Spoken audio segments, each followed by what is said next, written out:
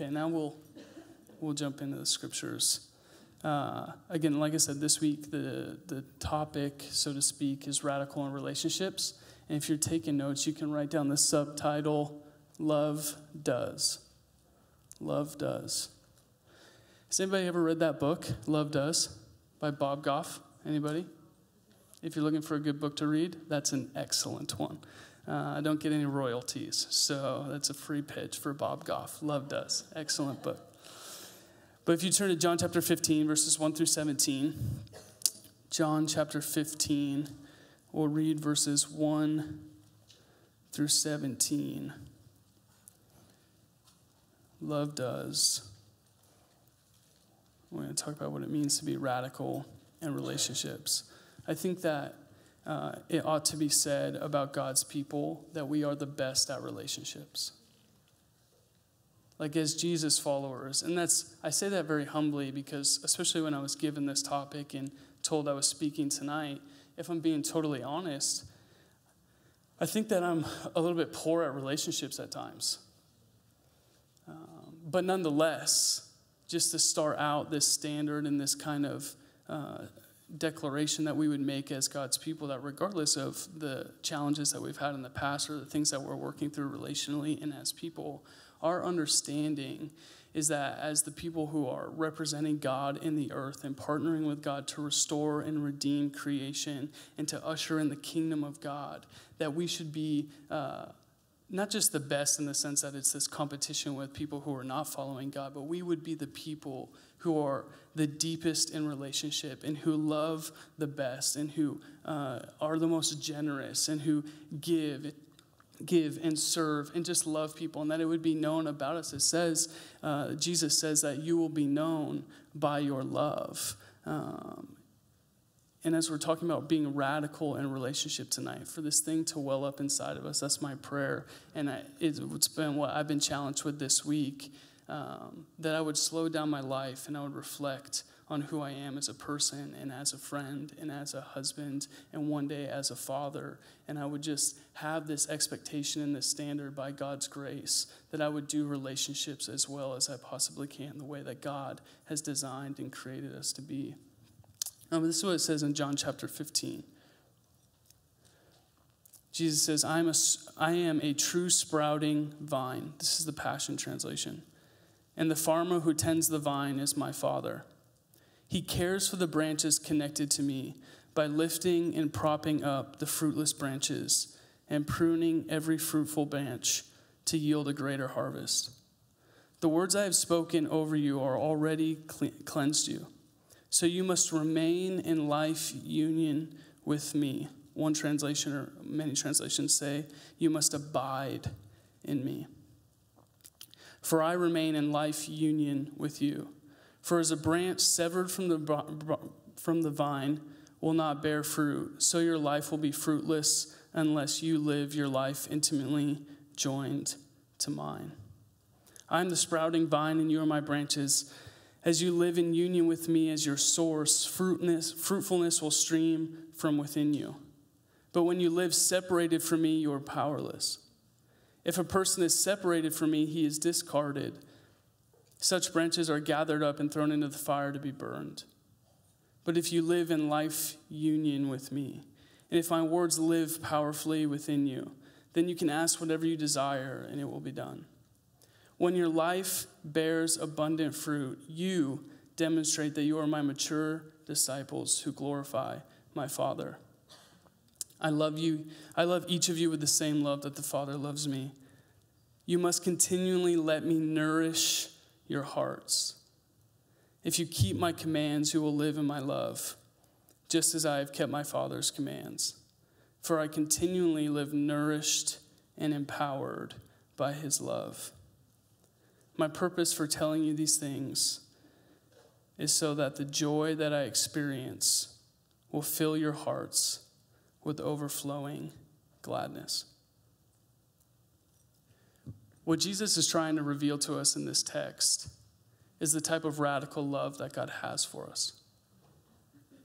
The thing is God created all of creation.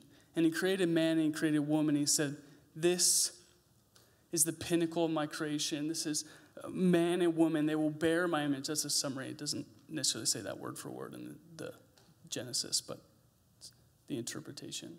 That God created man and woman, the pinnacle of his creation. He said that it was very, very, very good. God is this great artist. He's this incredible creator. And he creates something. And then that thing is compromised by sin.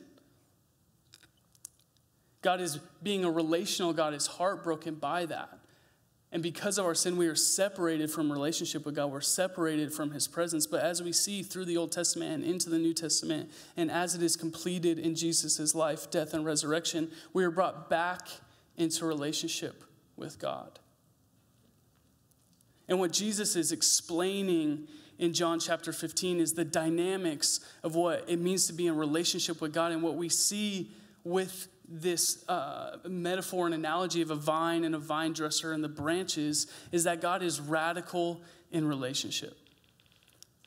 That as a God, a relational God, who's not this far-off cosmic deity, but this near, relational, almost person-like God, and we see the person of Jesus as God, that he is near to us, and he has this radical dynamic and understanding of what it means to be in relationship with his creation.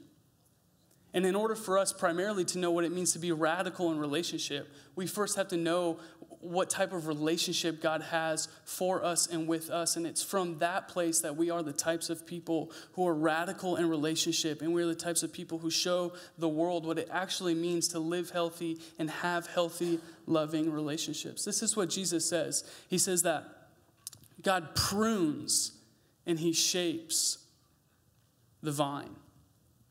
So you have to understand about an artist. I have a couple illustrations for you tonight. The first thing, if you know anything about me, you know that I love clothes. The unique thing about this jacket, I would argue that this is one of the best made jackets in the world. The designer of this jacket's name is John Elliott. And when John Elliott made this jacket, he had a decision. See, if you know anything about making clothes, you can make really, really incredible clothes, and it will cost you a lot of money to do it. Or you can make really, really cheap clothes and still sell them for a lot of money and increase your margins as much as you can. That's what we call the American way. Margin, margin, margin at any cost. But that's not John Elliott. Because this is the thing about John Elliott. He knows that when his name is on something, that there's an expectation about the standard of beauty and quality. So John Elliott had some decisions to make, and the decisions he made when he made this jacket was he chose Italian iridescent nylon. It's probably $15 a yard. Now, he could have chosen kind of a generic Asian nylon that maybe looked good for a couple days, but when you took care of it and as you wore it, it began to rip and tear. And he said, no, we can't, although that might increase my profit margin, my name is on this. And there's a certain expectation for the beauty and the quality of what I make. So we're going to choose the best nylon in the world, no matter what it costs us. And a decision about the zippers. So you can choose a generic zipper, and a generic zipper could cost you, depending on how many things you're making, anywhere from 50 cents to $25. And he chose to use the zippers probably $18. $18 just for the zipper. Because he has a certain standard for quality and beauty. And because his name is on the garment, he said, I have to make it as beautiful and as high a quality as possible, because my reputation and who I am as a person is on the line. Now, when you get to the lining, most of us don't really care that much about lining, and he could have cut corners there. But he chose to use really technologically savvy Thermalite lining, because he wants you, when you wear this jacket, to know that every detail was considered. And that even the lining mattered to him because it matters to you, because he wants your body as you're wearing this jacket to be warm and comfortable. Now, that jacket probably cost close to $100 to make. Most of us probably won't spend $100 on a jacket. Like, that's crazy. Go to H&M. You can get one for $20. but John Elliott's name is on it. And when he creates something, he makes it as beautiful and as quality as possible. And he had decisions. He could have compromised on the quality of anything to cut corners and to get his margins up so that he could make as much money as possible. But if his name is on it, he's going to do everything he can to make sure it's the right quality and the right standard of beauty. Because he's an artist and what he creates is beautiful. These flowers, what the florist does is carefully sifts through the flowers. I love roses as well. That's why I chose these two things. Maybe you like cars and that's your prerogative, or guns because you live in North Idaho, but I don't. So I like flowers and jackets.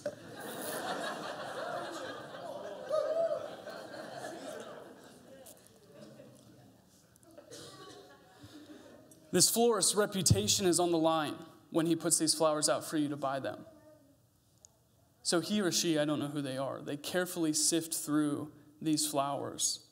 And they make sure that if they're going to sell them to you because they have this standard for beauty and quality, that each flower is going to be carefully taken care of and pruned and sorted through. And if there's a bad flower, then they're going to do, well, you can't really recover a flower if it's bad, you just got to get rid of it. But they take the time to sift through it and to prune it. And even as they're harvesting these things and growing these things, the process is so dynamic and intricate because they have to cut off things that are dying so that more healthy things can grow. And it's painful, and flowers are inanimate objects. They don't have emotions, so they don't really know any better. But we as people, because this is not really about roses or jackets, this is about God and his creation. And what Jesus is saying is that God is a creator and he is an artist, and humanity is the pinnacle of his creation. And what he is doing because of his radical relationship towards us is he is radically shaping us and pruning us and beautifying us because his name is on us and his stamp is on us, and he has a standard for life and quality in the way in which we would live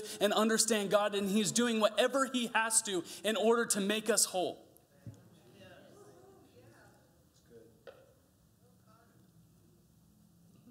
And it's a relationship unlike any other.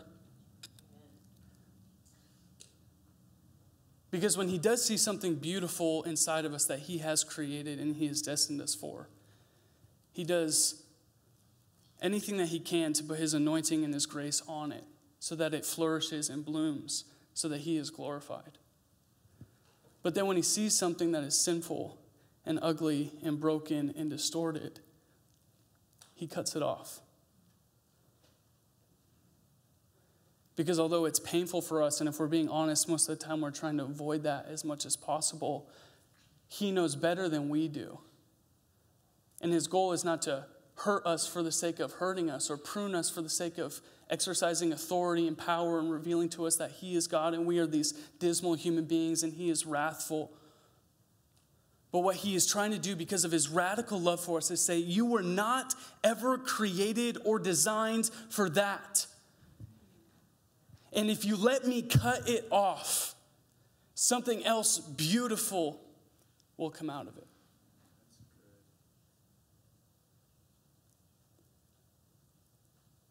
In order for us to be radical in relationship as Jesus followers, we have to understand at a foundational level that we are not the creator, and we get to decide what it means to be in relationship with people or what those relationships look like, or even just play God in this life.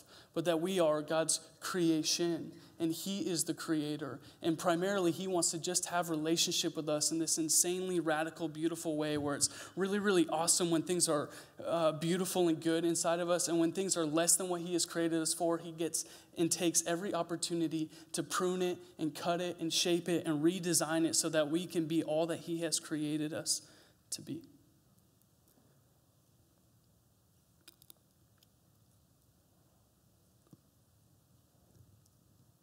The thing about human beings is even sometimes as artists or whatever it is that you do, our relationship with our work can get lackluster, and we might create something, but because we are not God and we don't totally have this understanding of what it means to be radical with what we've created and radical in relationship, if we create it and it's lackluster and we don't have the energy or the virtue to continue to work on it and to continue to beautify it and to continue to restore it and make it whole, we'll just give up and leave.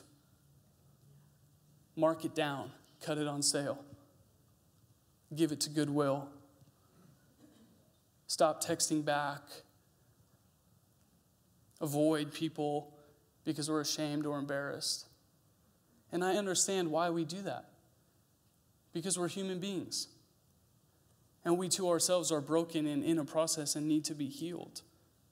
But God has called us to much more than that. And primarily what God has called us to is not to live this life with the standard expectation that we can just continue on as broken, distorted, selfish, empty people. But what we have to understand about God is that He desires to be in a radical relationship with us and in radical intimacy with us. And what we have to know is that we are the pinnacle of God's creation. That we reveal His glory in a way that even the mountains and the waters and the sun can't. But in order to be alive, in order to reflect His glory in that way, we have to be connected to the source. Because like a gardener or a florist, the things that die are the things that get cut off and get disconnected.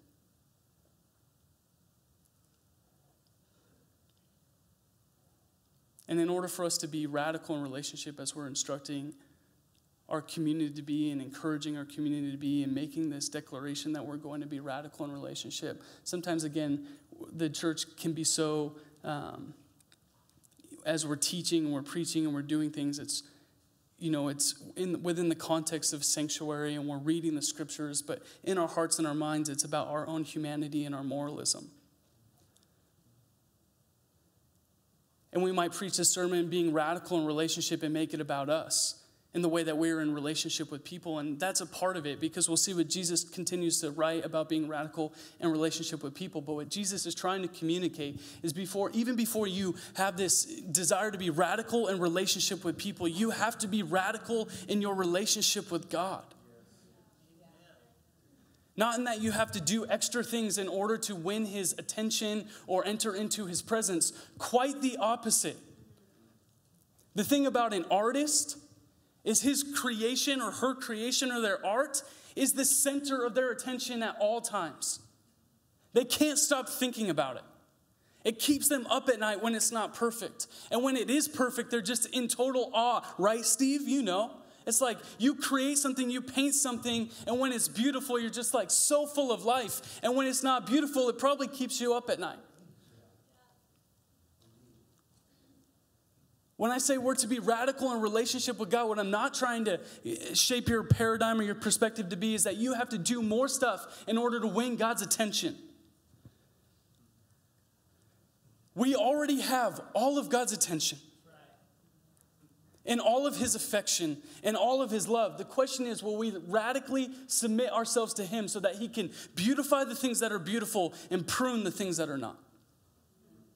Knowing that when He cuts things off of us, the purpose of doing that is to heal us and restore us and to allow something new to grow and something new to blossom and something inside of us to come alive that was once dead.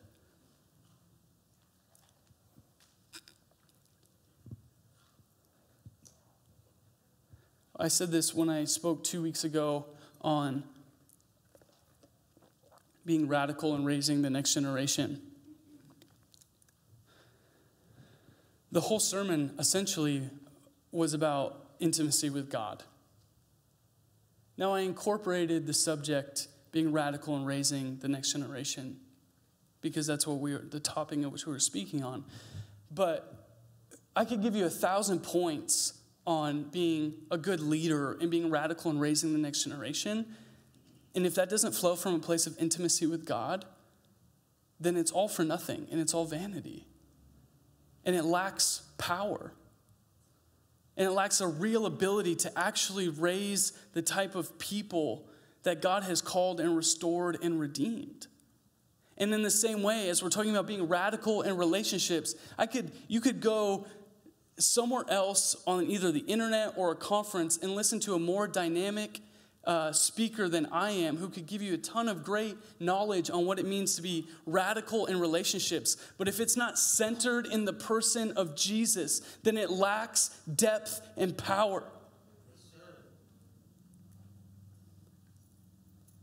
And I have points for you on what we can do to be more radical in our relationships with people on a horizontal level. But even before we get there, what we have to do as a people is ask ourselves, have we committed ourselves radically to the presence and intimacy with God and just allowed him to lavish us with his love? And even when it hurts a little bit, love hurts so, what's the song? Hurts so good? I don't even know. I'm trying to be J.O. What am I doing? What's it? What is it? Yeah, you know what I'm talking about. That even when we enter into this radical relationship with the creator of the universe, this incredible artist and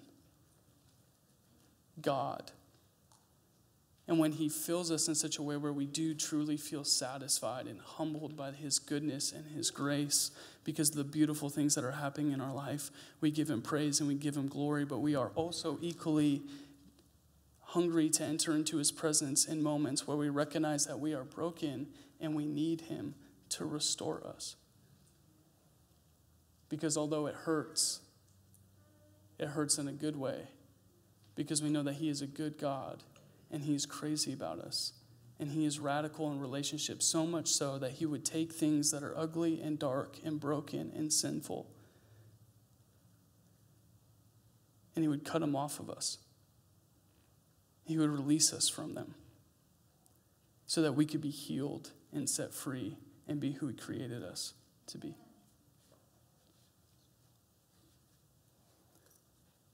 The best self-help advice I can give you is let God love you that way. You can go, there's I think 20,000 million books written on self-help. And the best self-help advice is this: God is a radical God. And he's radically in love with us. And he, unlike any other human being or God, will love you in such a way where he will take what's beautiful and he will anoint it and bless it in such a way where it's so beautiful and it's so good that someone would look at it and say, only God could do that. And when it's broken, he doesn't leave you or abandon you or condemn you, but he says, let me cut that off and take care of it, that dead thing, because I have life for you and I have healing for you. And despite your brokenness and despite what you've done or what others have done to you, you were created for more. And no perversion, nothing that's distorted, nothing that's torn or broken can limit this artist, because he is the best and he can restore and redeem anything.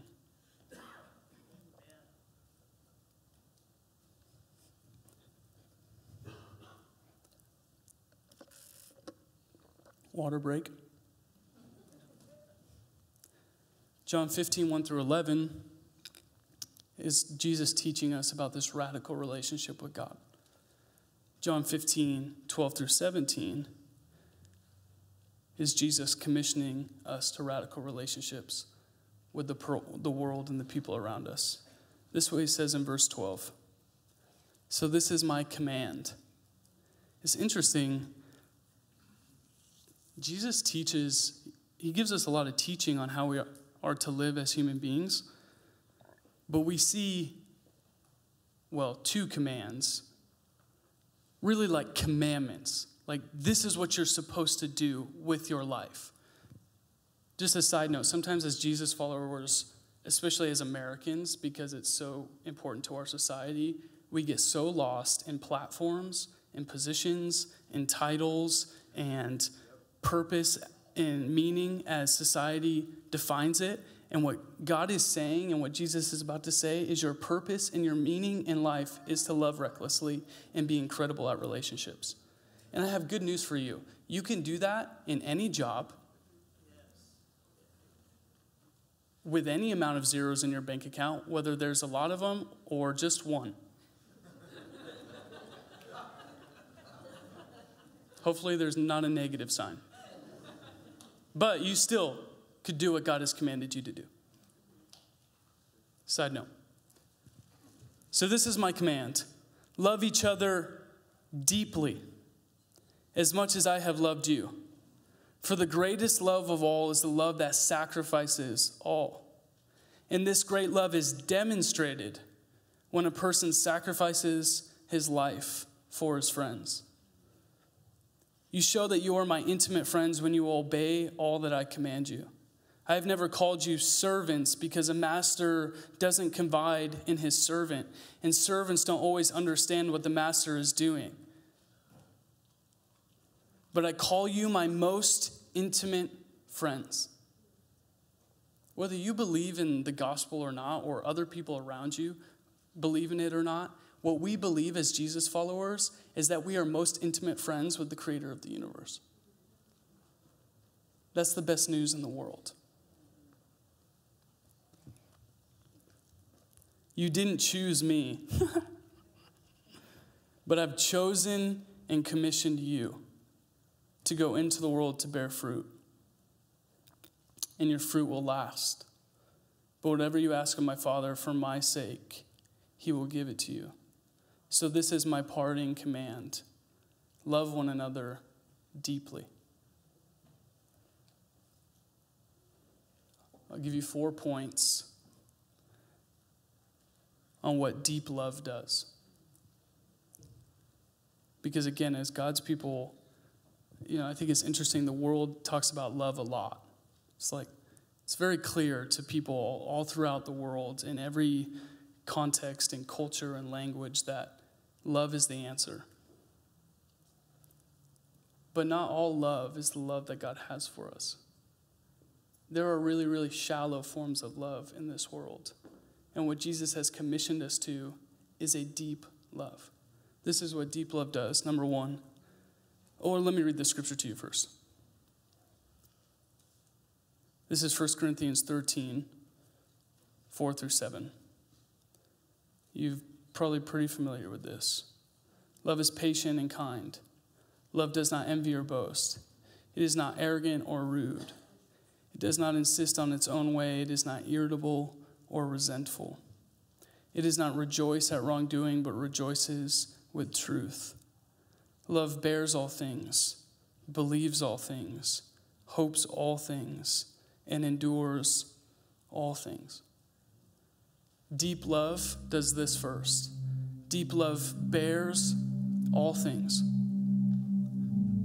This idea of bearing something is that when the people you love do something wrong or have a really weak human moment, you don't put it on display for the whole world to see so they feel the weight and the shame of what they've done. We see this in our Savior. That he's on the cross for yours and I's sin to bear the weight and the consequence of it. And he says to God, Father, forgive them, for they know not what they do. We absolutely know what we're doing when we're sinning, most of the time. And Jesus bore those sins because of his deep love for us. A lot of what I'm guilty of this. Sometimes I say I love people, and the same people I love are people that I have gossiped about. Sometimes the people I love the most, if I'm being totally honest, I almost sense myself at times waiting for them to do something wrong so that I can say, I told you so. And I say that I love them, but I have such a shallow love for them. Because deep love bears all things.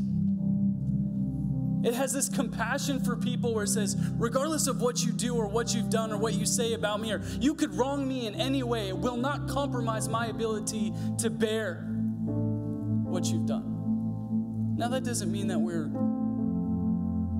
in an unhealthy way taking on these burdens that don't belong to us. And if you're like, Connor, you got to help me out there because I don't know how to discern between the two. I don't know either. I need God to help me because I do that.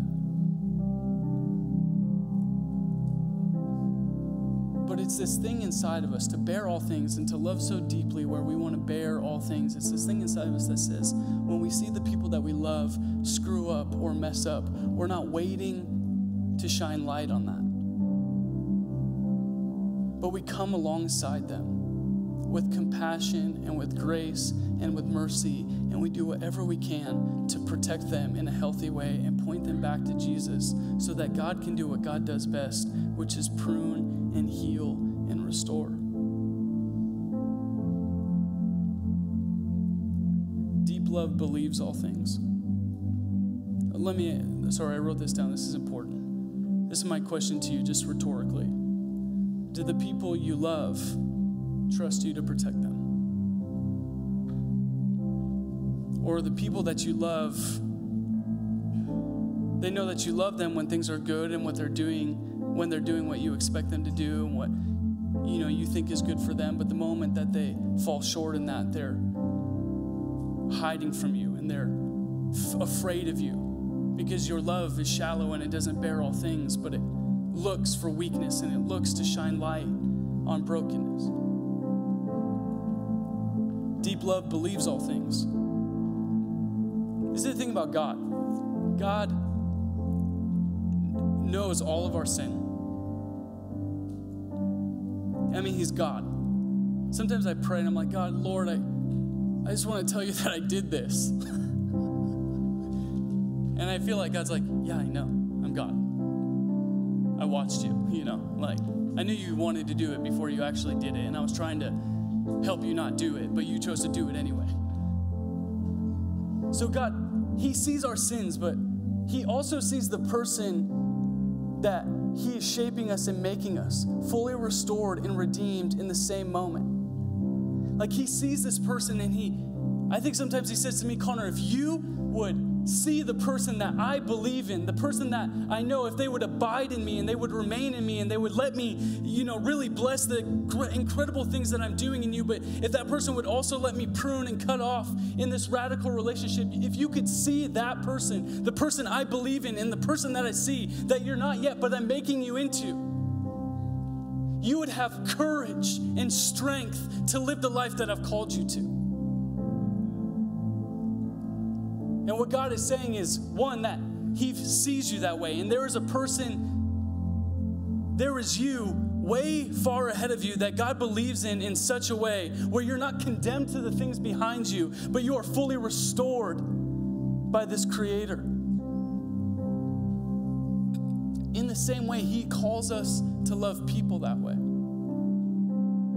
To not see people where they are or where they've been, but to see them where they're going and to believe in them in such a way where you're like, if they could just get a hold of the love that God has for them and let God totally heal them and restore them and make them feel beautiful like they are and cut off the things that they weren't created for, they could be this person. And you're an advocate not for the person that they are, but the person they are becoming. Because you believe all things. That even when you know something that's short of what God has for somebody, that you still believe in what God has for them regardless.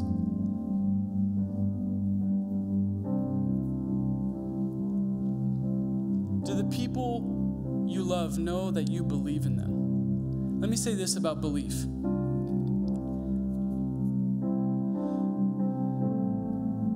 Sometimes people that we love want to live a certain way or do certain things that we either are unsure they're created for or we flat out know they're not created for. Let me tell you something about people. They're going to do whatever they want to do.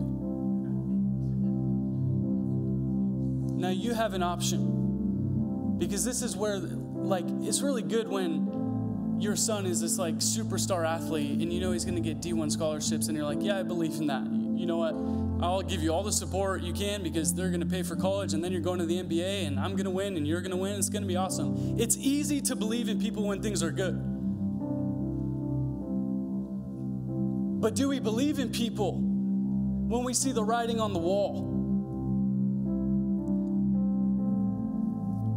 And what you have to do sometimes is not, again, believe in what's broken in people, but just believe in people. Like who they are apart from their decisions and their choices and the way that they think. To come to this place of compassion that says, regardless of the decisions you make and regardless of what I like about you or think about you, you're just as much created in the image of God as I am. And it's God's job to prune you and shape you and convict you, and it's my job to love you. And what will happen, because this is what's going to happen, whether you choose to do that or not, people that you love are going to do whatever they want to do at some point in time, and they're going to go off and they're going to make the wrong decision. And if they don't know that you believe in them, they're not going to be able to return to you once God has done the work that He is doing. Because this is what happens. We go off sometimes and we make really dumb decisions or choose to do things that we were not created to do. And then we recognize it because God is pruning us and shaping us. But then we think, if I come back from that, who believed in me? And they'll return to the people who believed in them, because the people who actually believed in them will not say, I told you so, and put them back in their place. But they'll say, I'm so glad that we're here together in this moment. Because this is the person that God saw. And I know it cost you something to get here. But I believe in you, and we'll go from here. Deep love hopes all things.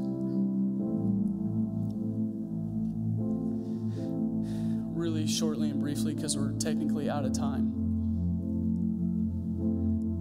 Similarly to the type of love that believes all things, deep love hopes all things. And it's the type of love that says, especially when someone makes a mistake or fails, you come alongside them and say, there's still more. I know that didn't work out, and you made that mistake, and maybe it even cost you a lot. We have to be really honest about what it looks like to forgive someone and to be reconciled to someone. But at the same time, even if your relationship with someone is not the same as it once was, deep, real love still hopes. That says, regardless of what's been done or what you've chosen or what I've chosen, sometimes you have to, all these things are deep love for other people, but you need this type of love for yourself as well. But it says, regardless of what's happened in the past, that there really truly is still a future ahead of you. And although we say this a lot and it's kind of become cliche in the Christian church, the best really is yet to come. And deep love, it comes alongside someone or even just speaks to itself. There's hope for the future. That maybe someone has given up on you, or someone's left you, or you've just run off and isolated yourself, and now you're full of shame and you want to enter back into community, but you don't feel like you can enter back into community because of the shame that you're experiencing. It says there's still more for me.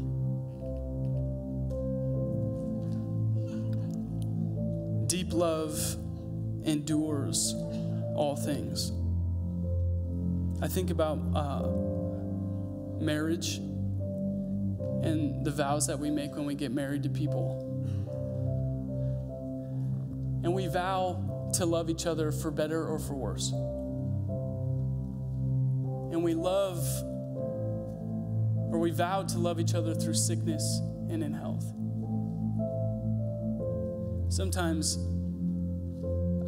I'm going to say all this really, really humbly, because if you've been married longer than I have, you know much better than I do. But we say that on our wedding day because it's our wedding day and it feels good. And then sickness comes. And I understand that that's hard. But we find out how deep our love is when sickness comes.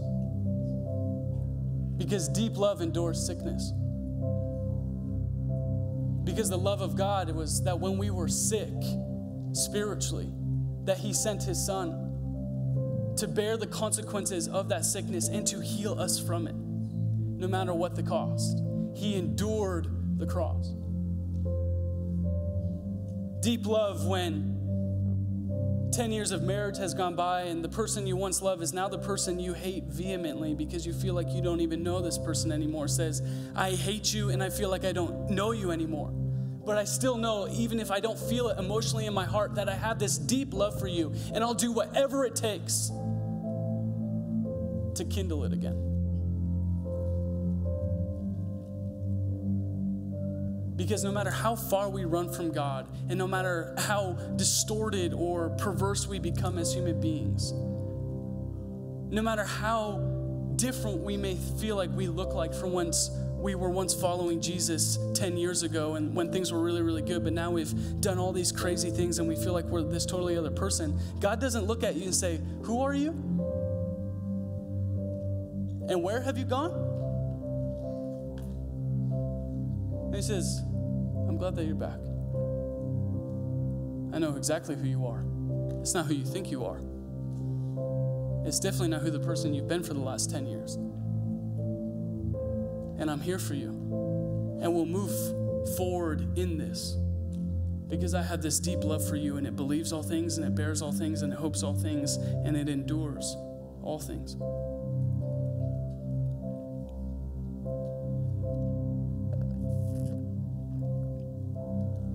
If you stand with me, we're going to close. These four things, to bear, to believe, to hope, and to endure with the people that we're in relationship with, is what it means to be radical in relationship and to love radically. And I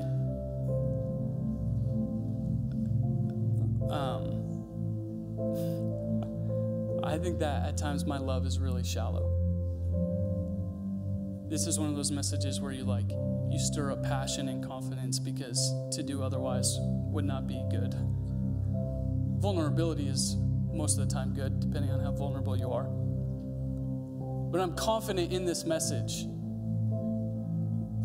but it's as much for me as it is for anybody. And I had this realization towards the end of it. I felt really good about the interpretation in the beginning about God's love for us and how radically he loves us and what it means to be in relationship with him. And then I felt like God revealed 1 Corinthians 13 to me, and I just felt really, really good. The notes all came in a short amount of time, and I was feeling good. And then I was like, I don't feel like it's done yet. And then I felt like I just had this question, and I think it was from God, and I felt like God asked me, Connor, do you know why love is shallow? Because it's connected to a shallow source. And then I remembered what Jesus was teaching in John chapter 15, that when the branches are connected to the vine, and when we abide in him and we remain in him, that we experience the fullness of the love that the vine dresser has for the vine, that God the Father has for Jesus, that he connects us to the source. So again, we come back to this place where I encourage you and I commission you and I exhort you to love deeply and to love well. But I'm just here to tell you that it's contingent on your connection to the source. And even beyond that, regardless of your moralism and how good you live and how well you love, it's all for naught if it doesn't flow from this radical relationship with God. Prior to what we read in 1 Corinthians 13, Paul is talking about all these cults and these other groups in Corinth that were doing a lot of the things that the church was doing. And he was saying to the church, if you have cymbals and you clang them together, but you don't have love, it's just this noisy clanging cymbal. It's all for naught. What he's saying to the church in 2018 is even if you have an incredible band and you have lights and you have a beautiful sanctuary, if you worship and it's not from love, it's worth nothing. If you give your life to the ministry and you serve and it burns you out and it kills you inside, it's worth nothing.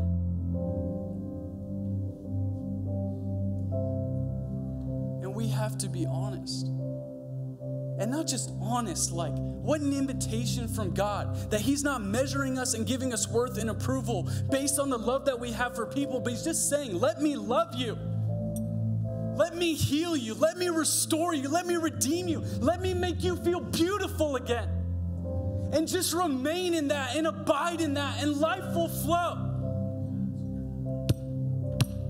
That's the best news in the world. So this I want to pray for. I'll have the prayer team come forward if you want to come receive prayer from people. But if you need to, in this moment, connect back to the source, if there is depression and anxiety that you're wrestling with, that's so real. If I were to ask you to raise your hands, for those of you who have experienced depression or anxiety or worry, most of us at some capacity would probably raise your hand. Even before I got up here tonight, I was in this really weird place where all of a sudden this like anxiety and this worry and all this insecurity came over me. And I had really weird thoughts. It's so real. And the cure for that is to get back to the source. The God who loves you despite your insecurities and your brokenness.